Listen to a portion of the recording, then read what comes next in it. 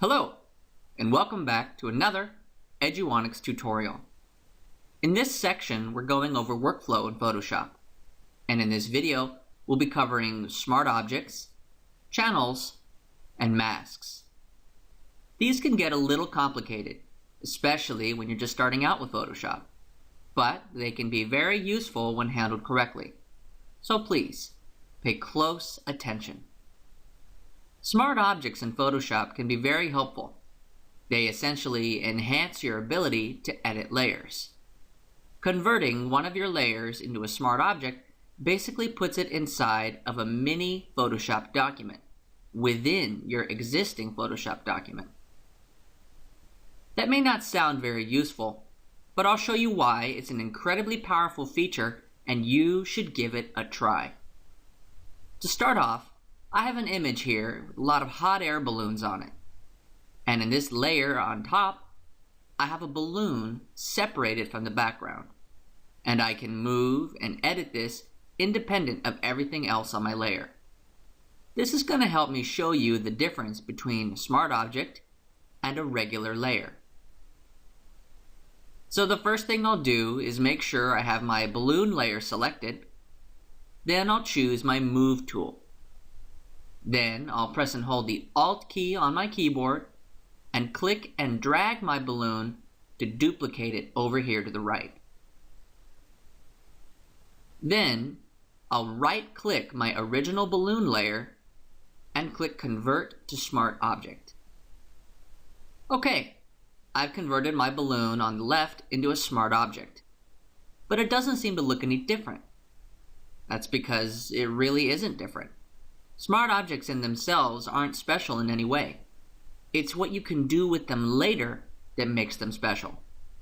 I'll show you what I mean by editing both my smart object and my regular layer at the same time.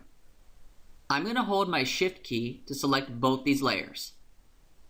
Then I'll hit Ctrl T to go into Free Transform. I'll go up to the top in the tool options, lock the width and height. Then I'll take these down to 10% of their current size and click the check mark to commit my free transform. Again, the two layers look exactly the same.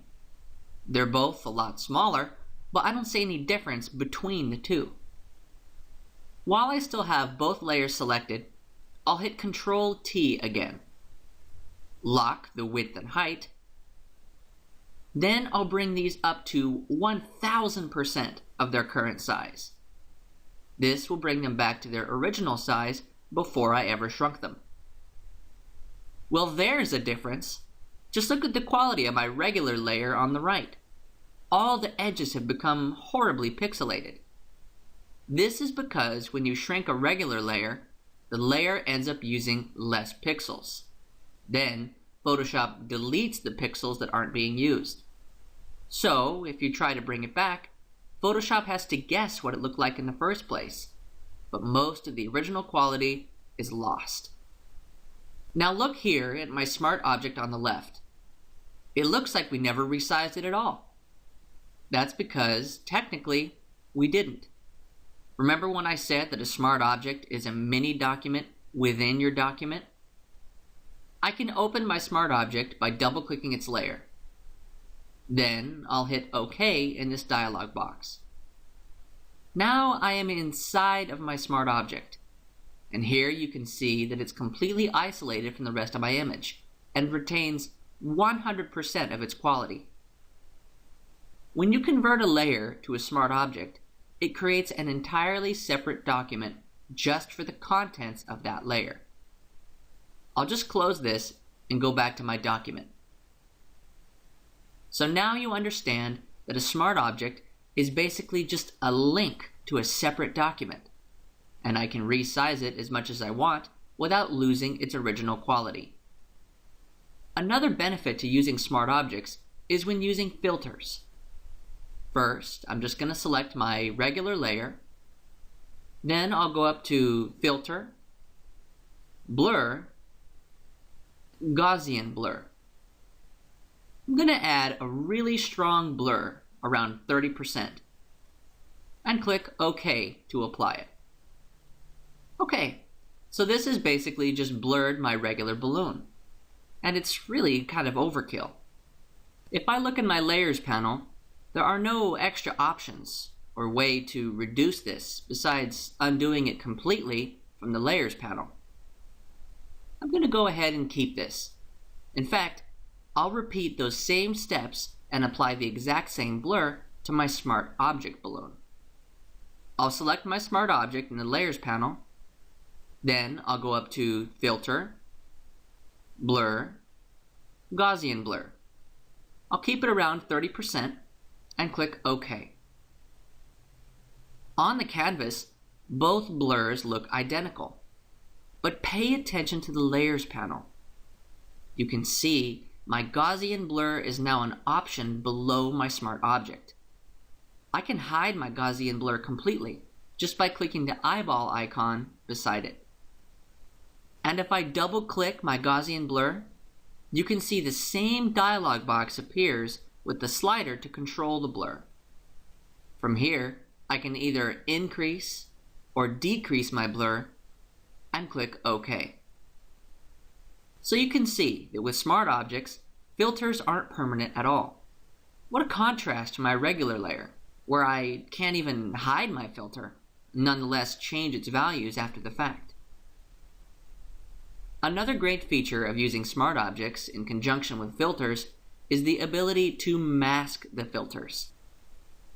If I want to hide a specific area of my blur, I can just click the Smart Filter Mask and use a black brush to paint in the areas that I don't want to be blurred.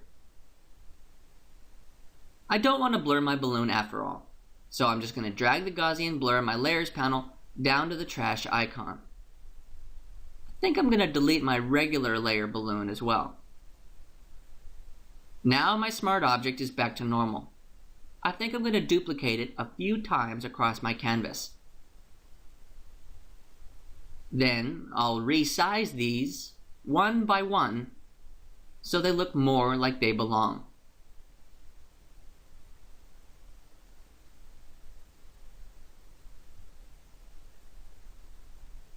Now remember, all of these are linking back to the same balloon. I'm going to enter my Smart Object again by double-clicking its thumbnail in the Layers panel. Then I'll pay a little more attention to this dialog box. It says, after editing the contents, choose File, Save to commit the changes. Those changes will be reflected upon returning to your PSD. So this basically means that I'll have to save my Smart Object itself before any changes will link back to my original document. I'll click Don't Show Again and choose OK. Here we see my balloon again, isolated in this document on its own layer. I'm going to make a new layer above my balloon. Then I'll use my brush tool to make a question mark in the center of it. Now I'll save this by hitting Ctrl S on my keyboard. Then I can close this by hitting Ctrl W on the keyboard. Now I'm back to my original document. And look, my question mark is on all of my linked Smart Objects. This is because all of these are linking back to the exact same balloon with my question mark on it. This can be incredibly useful if you need to apply the same changes in several objects. And the best part about it is I can always go back to my Smart Object and change it again. If you've ever painted or even used crayons before, you'll know that you don't always start out with the exact colors you want. In fact, you may only have access to a few different colors. What you learn very early on is that sometimes you have to mix certain colors together to get the exact color you want. When you see detailed photographs on the computer, you may see anywhere from hundreds to thousands or even millions of different colors. What if I told you that all those images were only made up of 3 different colors? That's right, images on the computer are made up of only 3 different colors. It's when you combine these colors in complex ways that you get all these fantastic results. The three core colors we see on screen are red, green, and blue. They're commonly abbreviated to RGB. And in Photoshop, you can access these colors individually. They're called channels. I'll go to the Channels panel now by clicking its tab right beside the Layers panel tab. Right now, we see 4 different channels. There's blue, green, red, and then all of them combined in RGB. I'm going to hide the red channel by clicking its eyeball icon. Now we're seeing the image without any red whatsoever. Instead, we're just seeing a combination of green and blue. Now, if I hide the green channel, my image turns black and white. But how does that work if we're supposed to be seeing only blues? That's because without any other colors at our disposal, the channel is showing me the values of the blues. White represents the purest form of blue, where blue is most present, while black represents the absence of blue entirely. So since this blue channel is mostly white, we can assume that most of the image is blue. I'll show the green channel and hide the blue channel. Now we're getting a slightly darker background, and some of these balloons have darkened up as well. This is because there's less green than there is blue in this image overall. Now I'll show the red channel and hide the green channel.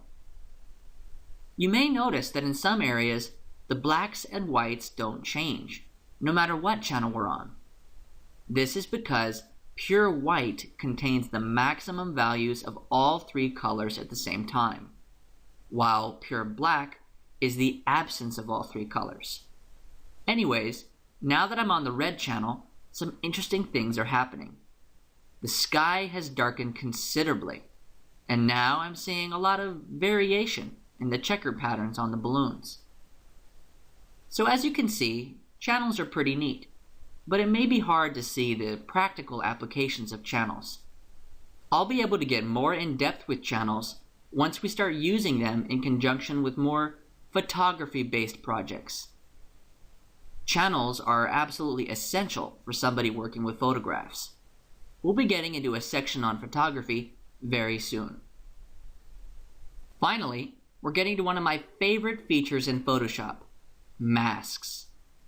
We've already touched on masks a few times in this course, but now I have a chance to show you everything I really want you to know.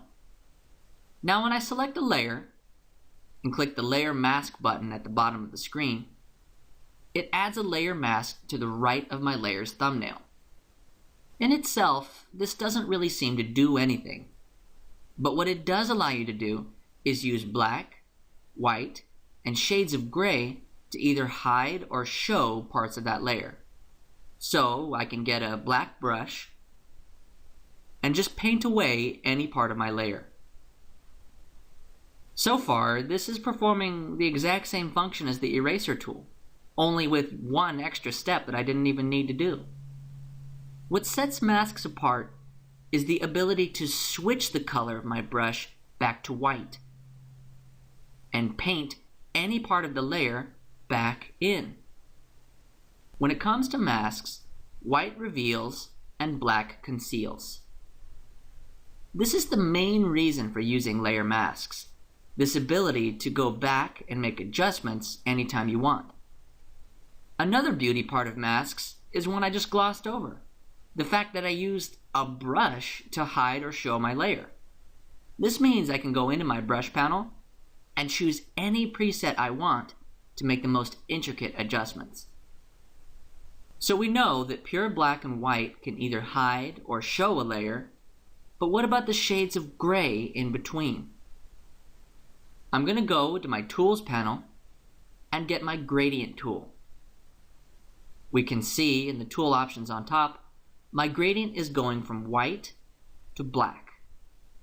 I'm just going to click and drag in my balloon's mask from top to bottom. That's right. With layer masks, I can fade my layers from any angle using any shades of gray.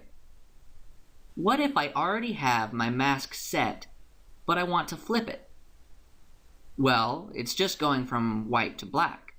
So all I would have to do is invert the colors of the mask.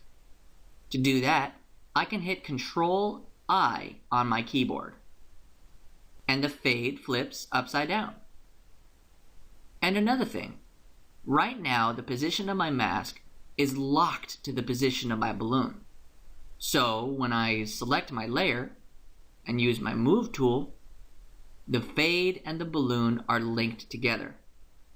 If I want to move either my mask or my layer independently of each other, all I have to do is click this little chain link between them.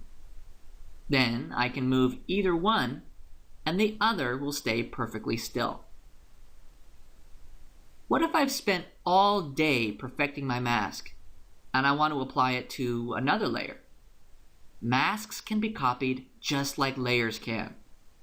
I can press and hold the Alt key, then click and drag my layer mask to any other layer to duplicate it. I can even step inside my masks if I want to. All I have to do is press and hold the Alt key, then click directly on my mask.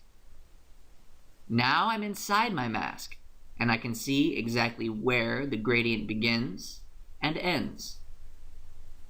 To get back to my layer, I can just click the layer's thumbnail.